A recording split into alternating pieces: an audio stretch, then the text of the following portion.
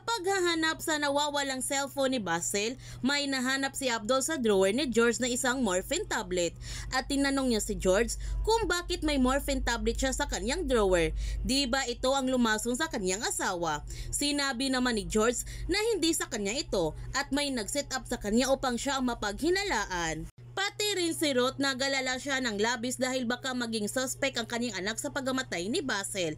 Ang sabi ni Edward na hindi pabayaan ni Abdul ang kanyang ate dahil mahal na mahal niya ito. Narinig naman ni Mercy ang kanilang pinag-usapan at nalaman niya na may relasyon si George at sa investigador. Sinabihan niya sina Ruth at Edward na kailangan ito malaman ni Sir Calvan.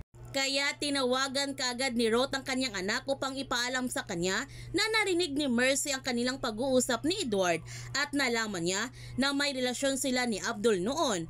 Kailangan niya maunahan si Mercy sa pagsabi niya kay Calvan. Ngunit huli na si George dahil isiniwalat na nga ni Mercy sa mga palasyos ang kanyang narinig.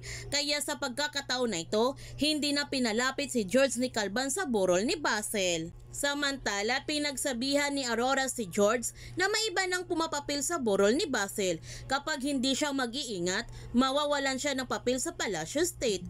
Kailangan niyang matutong lumugar at kung hindi, babalik siya sa kanyang dating pinanggalingan. At ang kabit ni Basil na ang papalit sa kanyang posisyon sa Palacios Mining. Habang si Aurora, tinanong niya si Amando nung pagkamatay ni Paco, nakita niya ito na nagluluksa. Pero nung namatay si Basil, hindi niya ito nakita na naging malungkot. Nilason ba niya si Basil para sa kanya? Si George kaya ang lumason sa kanyang asawa?